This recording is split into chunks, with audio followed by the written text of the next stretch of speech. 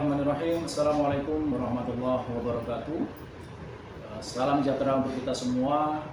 Perkenalkan, nama saya Joko Suseno SE Maka CPA. Saya merupakan salah satu dosen pada program studi D3 Manajemen Perpajakan di Akademi Perpajakan Pajak Bakti Pontianak. Pada kesempatan kali ini saya akan menyampaikan pernyataan diri dosen dalam unjuk kerja Tridharma Perguruan Tinggi atau PDD UKT-PT bidang pengajaran pada salah satu mata kuliah yang saya ampu, yaitu mata kuliah Pajak Penghasilan 1. Di mana mata kuliah Pajak Penghasilan 1 ini merupakan mata kuliah inti dalam program studi manajemen perpajakan. Mata kuliah ini berbobot 3 SKS yang merupakan mata kuliah wajib prodi D3 manajemen perpajakan di Akademi Perpajakan Pajak Bakti. Nah, untuk mencapai tujuan pembelajaran di mata kuliah Pajak Penghasilan 1 ini, pendekatan pembelajaran yang saya gunakan yaitu dengan cara pendekatan yang terintegrasi meliputi delivery, interaction, dan assessment. Delivery atau teknik penyampaian materi pembelajaran yang saya gunakan dalam mata kuliah Pajak Penghasilan 1 ini adalah yang pertama, penyampaian materi dengan cara tatap muka di kelas melalui ceramah interaktif dengan mahasiswa. Yang kedua, penyampaian materi menggunakan media pembelajaran seperti slide PowerPoint dan dokumen peraturan perpajakan terbaru serta buku-buku di bidang perpajakan. Kemudian yang ketiga, studi kasus dan pembelajaran berbasis masalah, problem based learning, untuk materi penghitungan pajak penghasilan dengan merujuk pada aturan perpajakan terbaru. Nah, kemudian yang kedua, interaction. Teknik yang saya lakukan dengan metode interaction ini adalah sesi tanya jawab dan feedback langsung dari materi Pajak Penghasilan 1 yang mana materinya sudah saya sampaikan sebelumnya. Yang kedua, forum diskusi kelas baik secara langsung maupun daring melalui grup WhatsApp. Dan yang ketiga, kerja kelompok untuk menganalisis suatu kasus nyata terkait dengan kasus perpajakan terkini, khususnya kasus pajak penghasilan orang pribadi. Nah, kemudian yang ketiga, asesmen atau penilaian akhir pembelajaran. Teknik penilaian pembelajaran yang saya lakukan adalah dengan cara yang pertama, tugas individu dan kelompok, yaitu menganalisis kasus perpajakan terkini terkait dengan pajak penghasilan orang pribadi. Kemudian kuis dan latihan perhitungan pajak penghasilan secara berkala di setiap akhir sesi perkuliahan dengan tujuan untuk menguji pemahaman materi yang sudah saya sampaikan. Kemudian UTS dan UAS untuk mengukur penguasaan konseptual dan aplikatif materi pajak penghasilan 1, dan penilaian partisipatif dan kehadiran diskusi aktif, presentasi, dan keterlibatan dalam tugas. Di pekan pertama perkuliahan sebelum memulai proses pembelajaran dalam mata kuliah Pajak Penghasilan 1, saya selalu menyampaikan kontrak kuliah yang akan menjadi pedoman dan kesepakatan antara dosen dan mahasiswa selama 1 semester ke depan.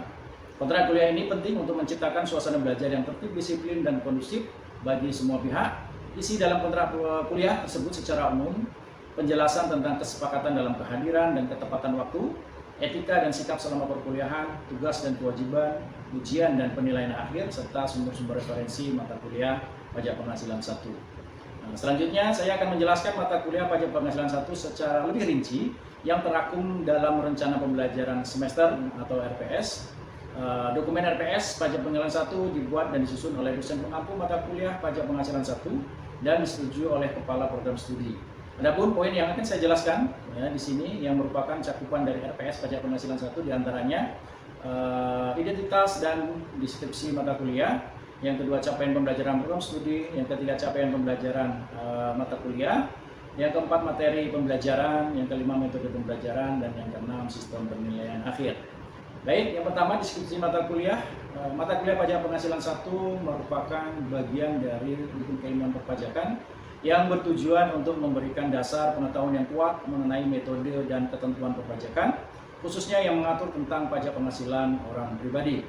Dalam mata kuliah Pajak Penghasilan 1, mahasiswa mempelajari secara mendalam jenis pajak penghasilan orang pribadi di Indonesia, yaitu pajak penghasilan orang pribadi yang mempunyai penghasilan dari pekerjaan bebas maupun penghasilan orang pribadi dari pegawai tetap atau pajak penghasilan pasal 21.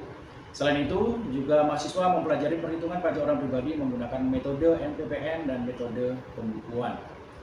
Mata kuliah Pajak Penghasilan 1 terdiri dari 14 kali pertemuan untuk pemaparan materi, ditambah dengan 2 kali pertemuan untuk ujian tengah semester dan ujian akhir semester. Yang kedua, capaian pembelajaran program studi yang diharapkan yang pertama, mematuhi peraturan dan bersikap disiplin dalam menjalani kehidupan bermasyarakat dan bernegara, melaksanakan pekerjaannya sesuai bidang keahlian dengan penuh tanggung jawab dan kemandirian, menguasai konsep dan peraturan perpajakan dan hukum bisnis, kemudian mampu menerapkan pemikiran logis, kritis, sistematis, dan inovatif dalam konteks pengembangan atau implementasi ilmu pengetahuan dan teknologi yang memperhatikan dan menerapkan nilai humaniora yang sesuai dengan bidang keahliannya. Kemudian mampu menunjukkan kinerja mandiri, bermutu, dan terukur, mampu mengambil keputusan secara tepat dalam konteks penyelesaian masalah di bidang keahliannya berdasarkan hasil analisis informasi dan data. Kemudian mampu mendokumentasikan, menyimpan, dan mengamankan dan menemukan kembali data untuk menjamin kesahihan dan mencegah plagiasi. Kemudian mampu mengkombinasikan kompetensi teknik, teknikal dan keahlian profesional untuk menyelesaikan penugasan kerja. Kemudian untuk keterampilan khususnya yaitu mampu secara mandiri menyusun laporan kewajiban perpajakan baik untuk wajib pajak orang pribadi maupun badan dengan cara menghitung dan melakukan rekonsiliasi perpajakan sesuai perundang-undangan perpajakan yang berlaku di Indonesia. Nah, kemudian adapun pencapaian pembelajaran mata kuliah yang diharapkan, yang pertama, mahasiswa mampu menjelaskan ketentuan dasar dari pajak penghasilan, mahasiswa mampu menjelaskan ketentuan penghitungan, penyetoran, dan pelaporan pajak penghasilan. Kemudian mahasiswa mampu menjelaskan tentang penghasilan kena pajak atau PTKP. Kemudian mahasiswa mampu untuk menghitung pajak penghasilan orang pribadi dengan metode NPPN. Kemudian mahasiswa mampu menghitung pajak penghasilan orang pribadi dengan metode pembukuan. Kemudian mahasiswa mampu menghitung pajak penghasilan pasal 21 ataupun garis miring 26. Dan mahasiswa mampu menghitung pajak penghasilan terutang setelah tahun pajak berakhir. Nah, kemudian materi pembelajaran. Di dalam materi pembelajaran, dalam menyusun materi perkuliahan, saya mengacu pada berbagai sumber ilmiah dalam bentuk fisik maupun digital yang berkaitan dengan landasan peraturan perpajakan, khususnya pajak penghasilan. Referensi utama yang saya gunakan adalah Perpajakan Indonesia, kemudian teori dan kasus perpajakan, serta peraturan perpajakan terbaru. Sebagian materi pembelajaran juga disusun berdasarkan hasil penelitian yang saya lakukan bersama tim, di antaranya yaitu penelitian tentang pengaruh metode perhitungan PPh pasal 21 terhadap beban pajak penghasilan badan. Kemudian untuk asesmen atau penilaian akhir atas pemenuhan capaian pembelajaran, komponen dan bobot penilaian dibuat dalam persentase sebagai berikut. Ujian tengah semester bagi bobot 30%, kemudian ujian akhir semester itu 40%, tugas, kuis, dan partisipasi adalah 20%, dan kehadiran di kelas itu 10%. Demikianlah penjabaran dari delivery, interaction, and assessment pada mata kuliah pajak penghasilan 1. Selanjutnya saya akan menampilkan tayangan proses pembelajaran mata kuliah pajak penghasilan 1 secara luring di dalam kelas.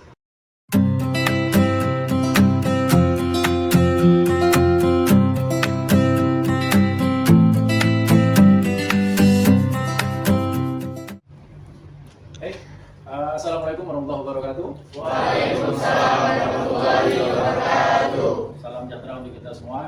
Selamat siang. Siang. Baik, jadi hari ini kita masuk kuliah seperti biasa di pertemuan yang ke-6 hari ini. Ya, jadi pertemuan ke-6 hari ini kita membahas tentang pajak penghasilan pasal 21 ya, sesuai dengan RPS yang sudah dijelaskan di pertemuan awal, yang memilih untuk menggunakan metode pembukuan. Nah, kemarin menggunakan pembukuan, apa yang harus dikerjakan oleh seorang wajib pajak? Pembukuan kemarin harus membuat yang namanya laporan laba rugi fiskal. Masih ingat laporan laba rugi fiskal? Apa yang dimaksud dengan laporan laba rugi fiskal? Jadi laporan laba rugi fiskal, laporan komersil yang dibuat oleh wajib pajak, kemudian akan dirubah menjadi laporan fiskal. Pada saat kapan? Pada saat mau melaporkan SPT tahunan. Ya, itu adalah untuk orang pribadi yang bekerja bebas. Nah, kemudian untuk hari ini di pertemuan yang ke-6 kita akan membahas tentang wajib pajak orang pribadi yang statusnya adalah pegawai tetap. Ya, jadi kalau pegawai tetap maka dikenakanlah di situ pajak penghasilan pasal 21. Ya, jadi pasal 21 apa? Nah, disinilah ya RPS kita, bahwa kemarin di pertemuan yang ke-6 kita akan membahas ya capaian pembelajaran. Yang pertama, bagaimana memahami tentang apa itu pajak penghasilan pasal 21. Kemudian apa yang menjadi subjek pajak penghasilan pasal 21. Kemudian apa yang menjadi objek yang dikenai pajak penghasilan pasal 21. Bagaimana metode perhitungan PPh pasal 21 dan contoh ya bagaimana perhitungannya di dalam menghitung pasal 21 khusus untuk pegawai tetap. Dasar hukum, ya, dasar hukum yang pertama terkait dengan perhitungan pajak penghasilan pasal 21, yaitu yang pertama, payung hukum kita ada di dalam Undang-Undang Nomor 36 Tahun 2008, yaitu tentang Undang-Undang Pajak Penghasilan. Ya, secara aturan tetap kita harus payung hukum paling atas adalah undang-undang. Kemudian di dalam undang-undang ada perubahan kemarin di tahun 2021, masih ingat, undang-undang terkait dengan harmonisasi peraturan perpajakan. Ya, di situ ada beberapa yang mengalami perubahan yang terkait dengan perhitungan pajak penghasilan pasal 21. Nah, kemudian juknisnya ada di Peraturan Dirjen Pajak Nomor 16 Tahun 2016 yang kemudian diubah lagi ya ke dalam PP 58 Tahun 2023 yang terkait dengan tarif pemotongan PPh pasal 21 sehubungan dengan pekerjaan, jasa, dan kegiatan. Ya, kemudian untuk bagaimana juknisnya itu ada di Peraturan Menteri Keuangan Nomor 168 Tahun 2023 tentang petunjuk pelaksanaan pemotongan yang atas penghasilan sehubungan dengan pekerjaan, jasa, atau kegiatan orang pribadi. Nah, khususnya di sini adalah bahwa pasal 21 ini terkait kepada wajib pajak yang orang pribadi. Ya. Mungkin ada objek nantinya yang sama, yang jasa itu sama, tapi subjeknya berbeda. Maka nanti pengenaan pajaknya juga akan berbeda. Ya, maka di sini adalah khusus ya terkait dengan pekerjaan, jasa, atau kegiatan yang berkaitan dengan orang pribadi. Oke, kita lanjut ya. Yang pertama sesuai dengan RPS tadi adalah bagaimana kita memahami tentang apa itu pajak penghasilan pasal 21 ataupun garis miring pasal 26. Yang pertama, pengertian dari PPh pasal 21 adalah pajak atas penghasilan berupa gaji, ya, upah, honorarium, tunjangan, dan pembayaran lain dengan nama ataupun dalam bentuk apapun sehubungan dengan pekerjaan, jasa, dan kegiatan yang dilakukan subjek pajaknya adalah orang pribadi. Nah, sekarang saya tanyakan, pekerjaan seperti apa yang dikenakan pajak penghasilan pasal 21? Pekerjaan, ya, pegawai. Oke, pegawai berarti mendapatkan apa? Ya, dari pekerjaannya. Maka di sini masuklah ya kategorinya sebagai pekerjaan. Karena dari pekerjaan itu akan memperoleh gaji atau upah. Jasa. Jasa apa yang dikenakan PPh pasal 21? Banyak ya, jasa yang terkait dengan jasa tenaga ahli. Contoh tenaga ahli ada yang tahu? Dokter. Berarti jasa dokter dikenakan PPh pasal 21. Jasa konsultan tadi contohnya. Kalau jasa itu dikerjakan oleh orang pribadi, masuknya pasal 21. Tapi kalau jasa dilakukan oleh konsultan tapi dalam bentuk perusahaan, jasa, masuknya di pasal 23. Pasal 23. Karena subjeknya berbeda. Subjeknya adalah badan. Itu ya. Jadi harus dipahami yang kaitannya adalah yang dilakukan oleh orang pribadi. Nah, subjek pajak di sini orang pribadi, maka ada yang namanya subjek pajak dalam negeri, maka dikenakanlah PPh pasal 21. Kalau subjek pajaknya luar negeri, maka dikenakan pasal 26. Nah, sama-sama mendapatkan jasa di Indonesia. Maka si Mr. Krab adalah subjek pajaknya luar negeri. Apabila di Indonesia kurang dari 183 akun. Gitu ya. Kalau Doni ya jelas karena Doni lahir di Indonesia, besar di Indonesia, berpenghasilan di Indonesia. Ya, maka di sini disandingkan kalau dia subjek pajak dalam negeri dikenakan pasal 21, kalau subjek pajak luar negerinya dikenakan pasal 26. Nah, maka nanti ada nih pertemuan selanjutnya terkait dengan bagaimana pemahaman kita terkait dengan PPh pasal 26. Khusus subjek pajaknya adalah luar negeri. Oke. Lanjut. Ya, subjek pajak, nah di sini tadi yang sudah saya jelaskan di awal. Nah, banyak sekali subjek pajak penghasilan pasal 21 ataupun garis miring 26. Yang pertama adalah pegawai. Ya, pegawai masuk kategori subjek pajak penghasilan. Kemudian penerima uang pesangon, pensiun atau uang manfaat pensiun, THT, ya THT, tunjangan hari tua, jaminan hari tua, termasuk ahli warisnya. Nah, bukan pegawai tadi. Salah satunya adalah tenaga ahli. Siapa tenaga ahli? Kan gitu ya. Jadi tenaga ahli yang melakukan pekerjaan bebas yaitu pengacara, ya, akuntan, arsitek, dokter, konsultan, notaris, penilai, dan aktuaris. Banyak. Selain itu juga banyak ya tenaga ahli yang mempunyai skill masing-masing di bidangnya. Itu seniman atau pekerja seni, olahragawan, penasihat, pengajar, tadi pelatih, penceramah, ya peneliti, pemberi jasa, agen iklan, pengawas dan pengelola proyek, ya petugas penjual barang, petugas dinas luar negeri, distribusi, dan reselling. Ya, banyak itu termasuklah ke dalam bukan pegawai. Apabila mereka ini mempunyai penghasilan, maka akan dipotonglah PPh pasal 21. Oke. Kemudian penghasilan pegawai tidak tetap. Berarti kalau tidak tetap dalam bentuk upah harian, apalagi upah mingguan, kemudian borongan. Ya, di situ. Itu bagian dari penghasilan yang tidak tetap. Sehingga bisa dikategorikan penghasilannya dalam bentuk harian. Ya udah, berarti sehari berapa? Nah, ada nanti mekanisme skemanya, ada bagaimana menghitung upah harian, upah borongan, mingguan, satuan dan sejenisnya. Kemudian yang kelima, imbalan kepada bukan pegawai sebagai imbalan sehubungan dengan pekerjaan bebas atau jasa yang dilakukan yang dapat berupa honor, komisi, fee, ya itu ya fee atas pekerjaan atau imbalan sejenis. Jadi subjek pajak tadi apa? Salah satunya ya pegawai atau apa tadi? Tenaga. Kalau objek yang dikenakan pasal 21 penghasilan dari ya tadi mantan pegawai tadi kan, ya dari bonus, tantium, ya atau penghasilan dari pekerja, ya secara umumnya seperti itu.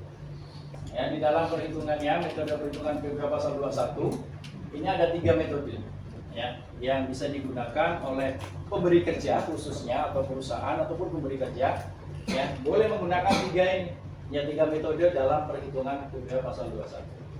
Yang pertama metode gross, ya atau biasanya dengan istilah lain pajaknya itu ditanggung karyawan.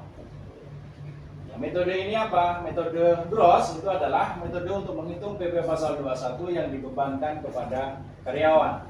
Dengan metode ini penghasilan yang diterima karyawan akan berkurang sebesar PPh pasal 21 yang dipotong oleh perusahaan.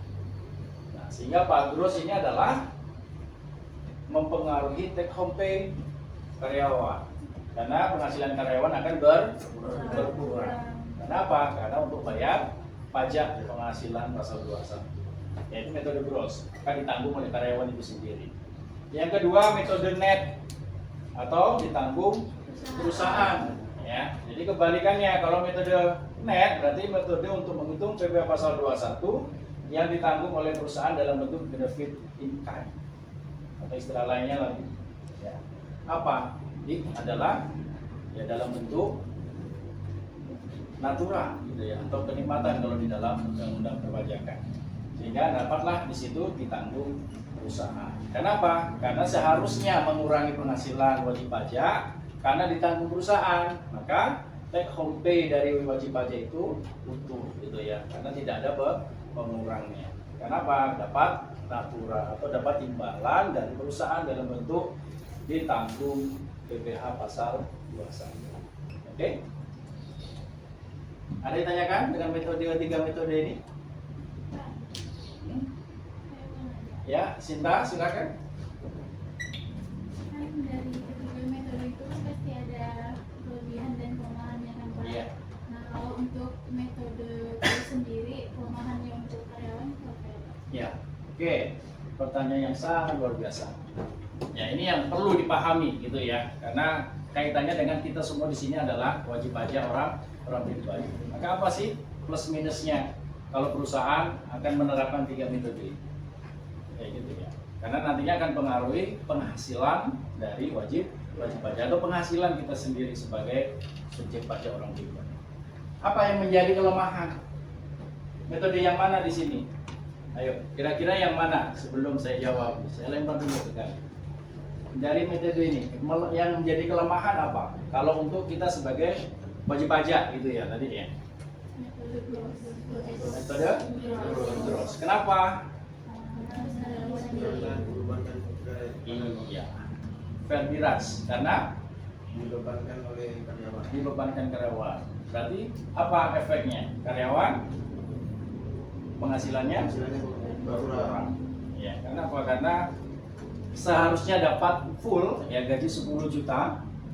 Karena metodenya adalah gross, maka 10 juta itu akan dikurang ya dengan jumlah PPh yang terutang. Maka take home pay penghasilan yang akan dibawa pulang itu tidak 10 juta. Yang apa aja PPh-nya 500.000. Berarti 10 juta dikurangi 500. Sehingga take home pay-nya tinggal 9.500.000. Ya, itu yang ditanyakan?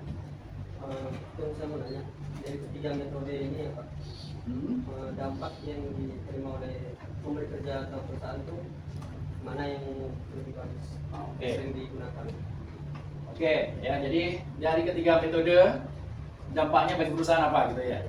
Ya, sangat berpengaruh sekali ya di sini ya metodenya. Kenapa? Karena kembali lagi tadi ya kita bicara tentang aturan perpajakan, yang bagaimana biaya ya yang bisa dikurangkan dengan biaya yang tidak bisa dikurangkan. Maka kita memahami tentang rekonsiliasi fiskal. Nah, dari ketiga metode ini, gitu ya.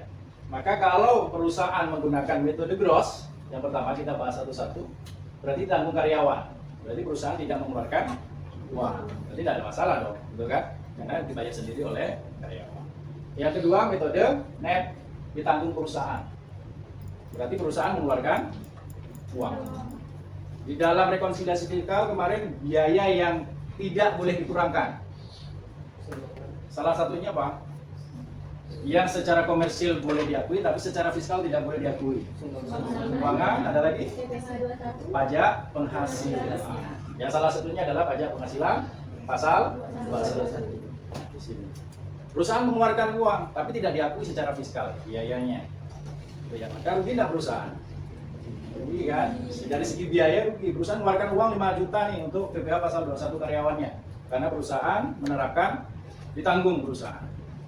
Tapi pada saat rekonsiliasi, ya, pajak penghasilan ternyata dikoreksi, tidak boleh diakui sebagai biaya. Ya, gitu ya, ditanggung. Yang kedua, yang ketiga adalah metode gross up. Nah, tunjangan. Nah, tunjangan secara aturan itu kalau perusahaan menggunakan metode yang ketiga, berarti tunjangan perusahaan mengeluarkan uang untuk membayar pajak dalam bentuk tunjangan. Nah, secara aturan perpajakan boleh diakui sebagai biaya. Sama-sama pajak penghasilan, satu ditanggung, satunya diberi tunjangan. Ya, aturan yang lama itu tidak boleh ya. Kalau ditanggung perusahaan berarti harus dikoreksi. Tapi kalau gross up berarti ditunjang, diberi tunjangan, itu perusahaan mengeluarkan uang untuk pajak penghasilannya, tapi boleh diakui. Nah, di aturan terbaru di PMK 66 tahun 2023 yang berlaku terkait dengan natura tadi, karena ditanggung itu bagian dari benefit in kind, ya bahwa di situ dalam bentuk natura, ya penghasilan dalam bentuk natura atau kenikmatan, maka itu boleh diakui. Maka dari segi perusahaan, dari ketiga metode ini yang mana? Ya kalau perusahaan mau menggunakan metode gross up, boleh. Ya kan, karyawan diberi tunjangan, perusahaan mengeluarkan uang juga diakui sebagai biaya. Sama-sama enak jadinya kan gitu. Karyawannya juga sejahtera, tidak perlu bayar pajak sendiri tapi tanggung perusahaan, dan perusahaan mengeluarkan uang tapi diakui sebagai biaya. Maka dari ketiga metode ini, ya bisa metode yang kedua, metode net atau metode gross. Kalau metode gross, ya yang dirugikan siapa? Karyawan. Ya, tapi kalau gross atau gross up itu sama-sama nggak seimbang antara karyawan dengan perusahaan. Ya, jadi ini banyak nih ya, banyak kasusnya, banyak penelitian terkait dengan metode yang paling efektif digunakan yang mana. Ya, dulu sebelum keluar PP 66 tahun 2023 itu gross up, ya, itu karena yang ditanggung itu tidak boleh. Karena jelas ya di aturannya bahwa pajak penghasilan kalau ada biaya di situ maka harus dikoreksi. Tapi semenjak ada PP 66, ya PMK 66, mohon maaf tahun 2023 kemarin terkait dengan penghasilan dalam bentuk natura, maka itu diperbolehkan ya, di sini. Tapi yang menjadi catatan penting adalah tetap ya metode gross up ini menjadi tunjang dalam bentuk tunjangan yang bisa diprioritaskan.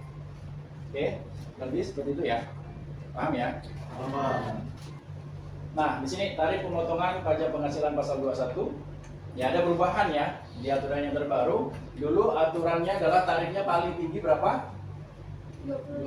30. Sekarang paling tinggi 30%. Dulu penghasilannya paling tinggi 50 juta. 500, di atas 500 juta. Nah, sekarang ada tambahan lagi. Ya, maka 0 sampai 60 juta itu adalah 5%, 60 sampai 250 itu 15%, 250 sampai 500 juta 25%, 500 juta sampai 5 miliar 30%. Nah, di sini di atas 5 miliar baru 35%. Yang kedua, tarif pemotongan pajak penghasilan pasal 21. Ada yang namanya tarif efektif harian. ya, bulanan dan harian. Ya, kalau bulanan berarti dibagi menjadi 3, TER A, TER B, dan TER C. Tarif efektif rata. Kalau TER A itu adalah kelompok PTKP-nya TK0, TK1, K0. Ya, maka kita harus pemahaman kita adalah bagaimana menentukan statusnya dulu. Ya, kalau statusnya salah menentukan PTKP ya bisa jadi nanti masuk TER-nya berbeda.